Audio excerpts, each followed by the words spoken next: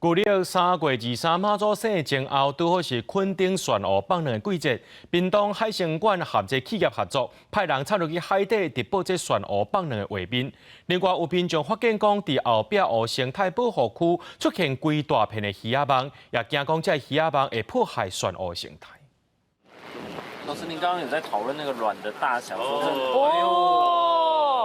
大出镜头翕到粉红色的精卵素汹涌喷出来，这是垦丁海底旋湖一年一届生卵的画面。这拄好是农历3月23妈祖生，然后也是垦丁旋湖生卵的时机。垦管处甲海生馆以及台达基金会三方合作，畅游水下直播旋湖生卵。让我们来看看这个珊瑚是哪一种珊瑚？海底的星空。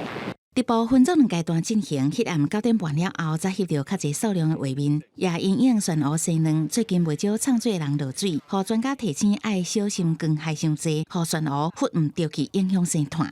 国外已经有研究显示，夜间的人工照明会影响这个珊瑚正常的生殖活动，包括沿岸的这些光害啊，还有大量的这个潜水客在夜间的这些照明。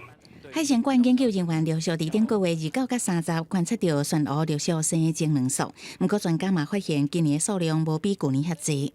因为去年有这个台风，那对垦丁的珊瑚礁造成比较大的一些影响。那今年看起来是没有像去年规模那么大。后壁湖生态保护区甲倒边旋湖区也互人发现有大面积的鱼蠓啊。虽然第一时间就移除，不过这是最近第2届出现。垦管处回应，顶个月28，这家真侪的唱水团队拢总113人进海，2点钟海中大变扫，清出差不多30公斤的粪扫。目前无接到通报讲有鱼蠓啊，若是有发现相关的会罚价3000块。记者综合报道。